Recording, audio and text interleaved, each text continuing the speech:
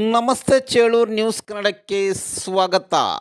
ಪ್ರತಿಯೊಬ್ಬ ಮನುಷ್ಯನು ತಿಳಿದುಕೊಳ್ಳಬೇಕಾದ ಅತ್ಯುತ್ತಮ ಮಾಹಿತಿ.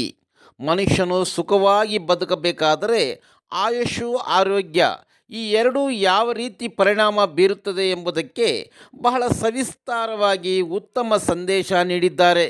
ನೀವು ಇದನ್ನು ಪಾಲಿಸಿ ಈ ವಿಡಿಯೋ ಇತರರಿಗೆ ಶೇರ್ ಮಾಡಿ ಆರೋಗ್ಯದಾಯಕವಾಗಿರಿ. ನಮಸ್ಕಾರ. ಆಯುಸ್ಸು, ಆರೋಗ್ಯ ಇದೆರಡರಲ್ಲಿ ಆಯುಸ್ಸನ್ನ ದೇವ್ರು ಕೊಟ್ಟದ್ದು, ದೇವ್ರ ಕೈಲಿದೆ. ಆರೋಗ್ಯ ನಮ್ಮ ಕೈಲಿದೆ. ಆರೋಗ್ಯ ಅಂತಂದ್ರೆ ಏನು? ಯಾವ ಮನುಷ್ಯನಲ್ಲಿ 6 ಯೋಗ್ಯವಾಗಿರುತ್ತೋ ಅದು ಆರೋಗ್ಯ ಅಂತ. ಅದು ಯಾವುದು 6? ಮನುಷ್ಯನಿಗೆ 6 ಶತ್ರುಗಳು: ಕಾಮ, ಕ್ರೋಧ, ಲೋಭ, ಮೋಹ, ಮದ, ಮತ್ಸರ ಅಂತ 6 ಶತ್ರುಗಳು.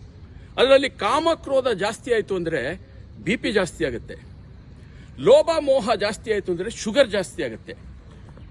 ಮದ, ಮತ್ಸರ ಜಾಸ್ತಿ ಆಯಿತು ಅಂದರೆ ಆ ಹೊಟ್ಟೆ ಉರಿ, ಗ್ಯಾಸ್ಟ್ರಿಕ್ಕು, ಆಸಿಡಿಟಿ ಜಾಸ್ತಿಯಾಗಿ ಆ ಮನುಷ್ಯನ ಆರೋಗ್ಯ ಖಂಡಿತ ಡೌನ್ ಆಗುತ್ತೆ.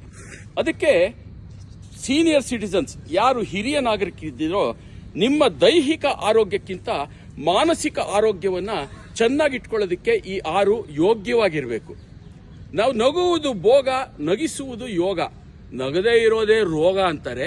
ಹಾಗೆ ನಾವು ನಗದೇ ಇರ್ದೇನೆ ನಗುತ್ತಾ ಆಯುಸ್ಸು ಇರೋವರೆಗೂ ನಮ್ಮ ಆರೋಗ್ಯವನ್ನ 6 ಯೋಗ್ಯವಾಗಿ ಇಟ್ಕೊಂಡು ನಾವೆಲ್ಲ ಜೀವನ ಮಾಡೋಣವೇ.